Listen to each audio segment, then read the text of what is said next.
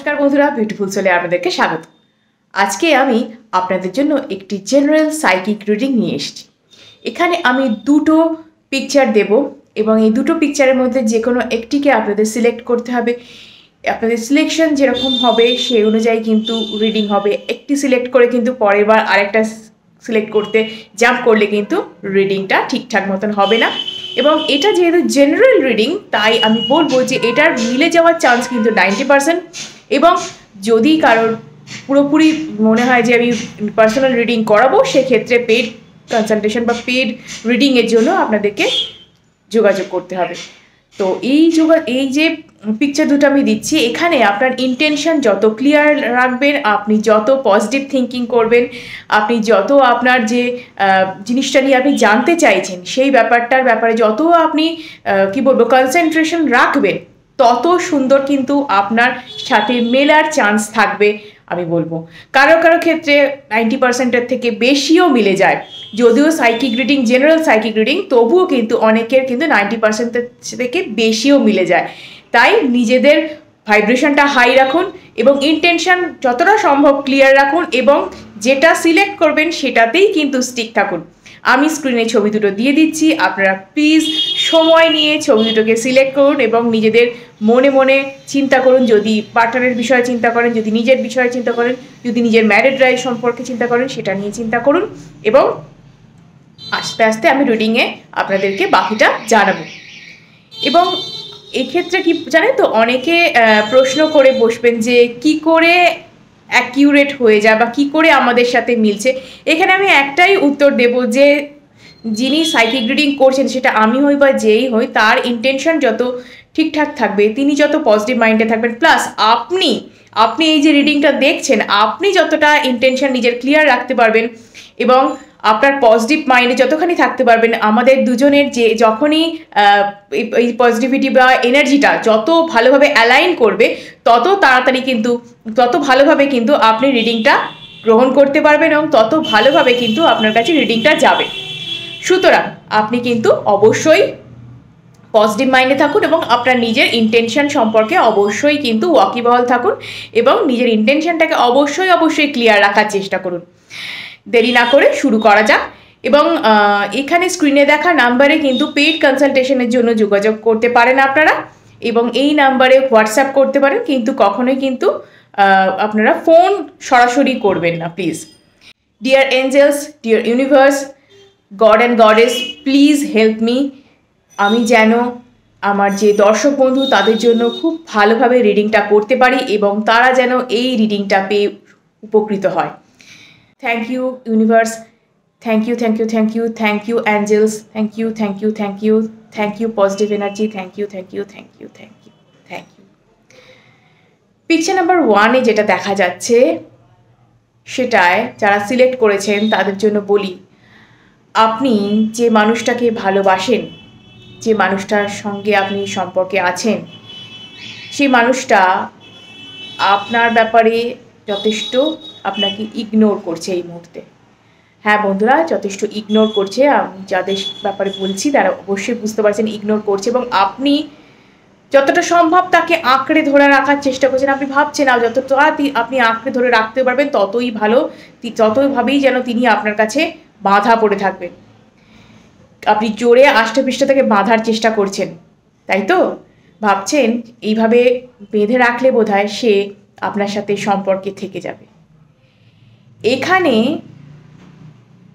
তার ব্যাপারটা সেটা হচ্ছে যে তিনি কিন্তু, এটা তো আপনার এনার্জি গেল যে আপনি খুব ভালোবাসেন তাকে, আপনি তার জন্য সব কিছু করতে পারেন, তাকে প্রচণ্ড ভালোবাসেন, তার সাথে সম্পর্ক একটা সময় আপনার খুব ভালো ছিল, কিন্তু এই মুহূর্তে একটু ইগনোরেন্স আপনি দেখতে পাচ্ছেন, কিন্তু আপনি সেটা নিজে মানতে চাইছেন না। অর্থাৎ আপনি একদমই মানতে চাইছেন না বা ইগনোর করছেন, নিজেও ব্যাপারটাকে ইগনোর করছেন। সে যে আপনাকে পাত্তা দিচ্ছে না, সে যে আপনার কেয়ার করছে না এই মুহূর্তে, সেটাকে আপনি একদমই মানতে নারাজ। আপনি ভাবছেন যে এটাকে ওভারলুক করে দেখা যাক, তাকে যেভাবে হোক যে কোনো মূল্যে ফিরিয়ে আনতে পারি কিনা, তাই তো? আমি ঠিক বললাম তো? এইভাবে আপনি চেষ্টা করছেন যে তাকে যেভাবে হোক তুষ্ট করা যায়, তাকে একদম বিশাল একটা হাই লেভেলে রেখে দিয়েছেন আপনি এবং সে কিন্তু আপনাকে যতটা সম্ভব ইগনোর করে যাচ্ছে। খুব একটা সে কথা বলতে এই সময় ইচ্ছুক নয় এবং আপনি তার প্রায় পদতলে বসে আছেন। দেখুন, একটা রিলেশনশিপে কি জানেন তো, একটা বরাবরই দরকার হয়, অর্থাৎ রিলেশনশিপে না মানে কি বলবো, দুজনের সমান ইম্পর্টেন্স বা গুরুত্ব যেটাকে বলে, কেউ উঁচুতে কেউ নিচুতে নয়। দুজনে যদি সমান থাকেন সম্পর্কের ব্যাপারে, তবেই কিন্তু একটা রিলেশনশিপ, একটা সম্পর্ক সুন্দর হয়, মধুর হয়, তাই তো? নালে কিন্তু ব্যালেন্সটা নষ্ট হয়ে যায়, তাই না? এখানে আপনি সেই দাসানুদাসের মতো পদতলে বসে আছেন, তার কাছে ভিক্ষা চাওয়ার মতো ভালোবাসা ভিক্ষা চাইছেন, সেই করেই যাচ্ছে। এখানে কি হয়? নেক্সট আসছি আমি, যেটাই বলবো যে তার এনার্জির ব্যাপারে এবার বলছি আমি। তিনি কিন্তু অন্য কোনো একটা দিকে ছুটছিলেন, একজন থার্ড পার্সনের দিকে তিনি ছুটছিলেন বা অন্য কোনো দিকে তিনি মনোনিবেশ করেছিলেন, কিন্তু সেদিকে তিনি আশাহত হয়েছেন যথেষ্ট এবং তিনি আর ওই দিকে যেতে চাইছেন না। উনি কিন্তু ফিরে আসতে চাইছেন, কিন্তু এই মুহূর্তে তিনি যে কাজটা করেছিলেন বা সেটার যেদিকে যেতে চেয়েছিলেন, ভেবেছিলেন ওই দিকে গেলে আমার ভালো হবে, সেটার জন্য তিনি তো আশাহত হয়েছেন। তাই জন্যে তিনি কিন্তু কি বলবো, যেটা হয় না, তিনি একটুখানি সেলফ সেন্টার্ড হয়ে গেছেন এই মুহূর্তে। স্পিরিচুয়াল দিকে তিনি মানে গ্রোথ করতে চাইছেন এবং সেলফ কেয়ার করছেন। তিনি সেলফ হিলিং বা সেলফ কেয়ারের দিকে মন দিয়েছেন এই মুহূর্তে। আর তিনি এই মুহূর্তে খুব বেশি যে সবার সাথে মিশছেন, সবার সাথে কথা বলতে চাইছেন এমন না। শুধু আপনি নন, কারোর সাথেই তিনি খুব একটা কথা বলতে ইচ্ছুক নন এই মুহূর্তে। ক্যারিয়ারে ফোকাস করেছেন, ক্যারিয়ারে যথেষ্ট ফোকাসড তিনি, এবং তার ওই যেদিকে ছুটছিলেন সেদিকে যেহেতু তার ঠিকঠাকভাবে হয়নি, তিনি ভেবেছিলেন ওইখানে গেলে বা ওনার কাছে গেলে হয়তো এনার সম্পর্কটা খুব ভালো হবে, তাই আপনাকে ইগনোর করে যাচ্ছিলেন সেই কারণে। তো ওইদিকে তো হলো না, এইদিকে তিনি ফিরছেন, মানে ফিরে আসবেন। কিন্তু ব্যাপার যেটা হচ্ছে, তিনি এখন এই মুহূর্তে হিলিং পজিশনে রয়েছেন, হিলিং করছেন, কারণ তিনি একটা যে ভুল করেছেন তিনি জানেন। তিনি ওইদিকে গিয়েছিলেন, তার আশাহত হয়েছেন। আশাহত হলে মানুষ ভেতরে ভেতরে ভেঙে যায়, যে একটা তো ভুল করেইছেন, দ্বিতীয়ত এই যে আশাহত হওয়ার ব্যাপারটা, তার জন্য কি হচ্ছে, তার ভালো লাগছে না কিছু, এবং সে কোনো দিকে মন বসাতে পারছে না, তাই জন্য কারোর সাথেই কথা বলতে ইচ্ছা করছে না, এবং সে কি করছে, সেলফ হিলিং করছে। এবং আস্তে আস্তে আপনি দেখবেন যে তিনি হয়তো আপনাকে তার হ্যাঁ বাবা মার সাথে বা পেরেন্টসদের সাথে হয়তো আলাপ করাতে চাইবেন। হ্যাঁ, আলাপ করাতে চাইবেন। থার্ড পার্টির দিকে তিনি আর যেতে চাইছেন না। আপনার সঙ্গেই সম্পর্কটা তিনি ভাবছেন যে এগোনো যায় কি না, কারণ আপনার সাথে কাছে তিনি সিকিওর ফিল করতেন এবং তার ব্যাপারগুলো মনে পড়ছে যে সিকিওর তিনি কতটা ছিলেন। তিনি হিরেটাকে কাঁচ ভেবে ফেলে চলে যাচ্ছিলেন, অন্যদিকে ছুটছিলেন আপনার মতন হিরের টুকরোকে ফেলে, কিন্তু সেটা তো একদমই বাজে ব্যাপার হয়ে গেছে। ওদিকে তো যেতেই পারলেন না উনি, ওখানে তো ঠকেই গেলেন। তাই আপনার কাছেই ফিরতে চান, কিন্তু নিজেকে একটুখানি রিজুভিনেট করে তারপর ফিরবেন।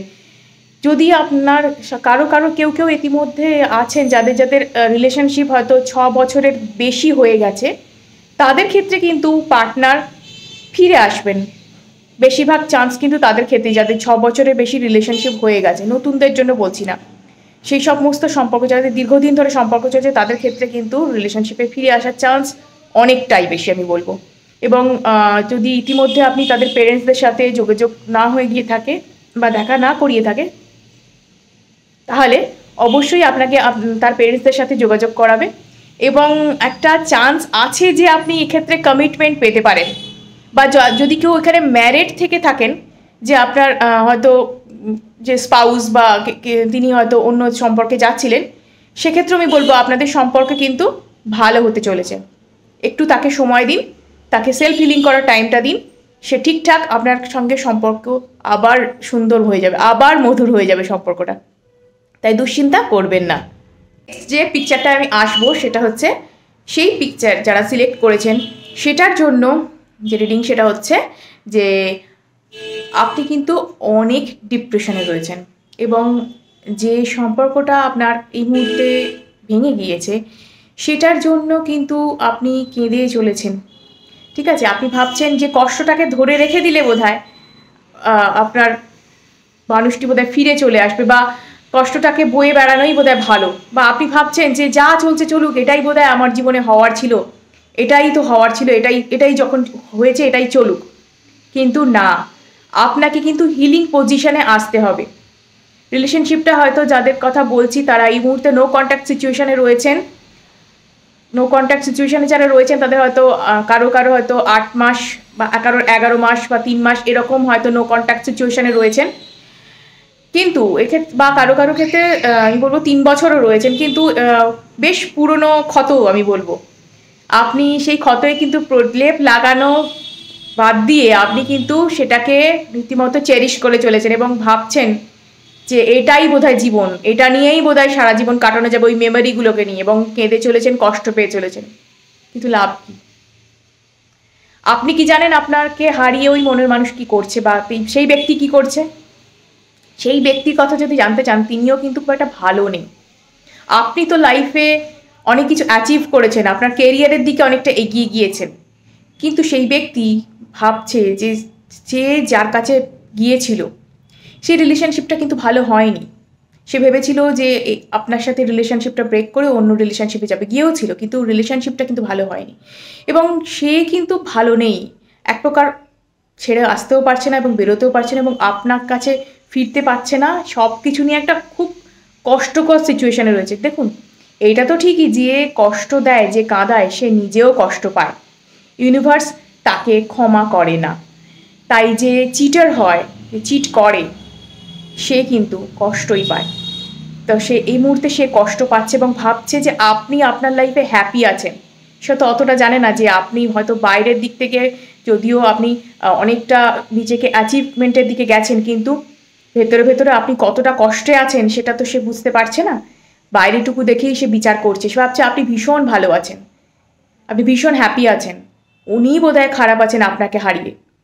আপনার সাথে এই রিলেশনশিপটা ব্রেক হওয়াটাকে সে নিজেই দোষ দিয়ে যাচ্ছে, কারণ এটা তো সে নিজেই ঘটিয়েছে, এটা তো সে নিজেই করেছে। আপনার তো এখানে কোনো দোষ ছিলই না। তাই সে প্রতি মুহূর্তে কষ্ট পাচ্ছে, প্রতি মুহূর্তে দুঃখ পাচ্ছে, কিন্তু তার ফিরে আসার কোনো মুখ নেই। এবং এটাও শিওর, আপনি এই মুহূর্তে যে সিচুয়েশানে আছেন, হয়তো তিনি যখন ফিরতে চাইবেন আপনি তাকে ফেরাতে চাইবেন না, এটাও হয়তো হতে পারে। কারণ আপনি এতদিনে নিজের জীবনটাকে মানিয়ে নিয়েছেন। তিনি যে কষ্ট দিয়ে চলে গেছেন সেটাকে আপনি বুঝতে পেরেছেন, কষ্ট দিয়ে চলে গেছে সেটাকে আপনি একদমই মেনে নিতে পারছেন না এবং সেটার জন্য নিজের ভেতরটাকে যতই ভেঙে যাক না, কারণ বাইরের আবরণটাকে যেটা আপনি শক্তপোক্ত করে রেখেছেন সেটা কিন্তু শিওর যে আপনি নিজেকে অনেকটা শক্ত করেছেন, কিন্তু ভেতরে ভেতরে যতই ভেঙে যান না, কারণ দুনিয়ার সামনে কিন্তু আমি যথেষ্ট শক্ত মানুষ একজন। তাই তিনি যদি ফিরে আসেন আপনি হয়তো তাকে অ্যাকসেপ্ট নাও করতে পারেন এবং এই ভয়টাই সে পায় সারাক্ষণ, যে আপনি হয়তো তাকে অ্যাকসেপ্ট করবেন না। তাই তো সে কিন্তু ভীষণভাবে আপনাকে চাইছে জীবনে, কিন্তু ওই ফিরে আসার কোনো মুখ নেই, কারণ সে এইভাবে কষ্ট দিয়ে চলে গেছে অন্য একজন মানুষের কাছে।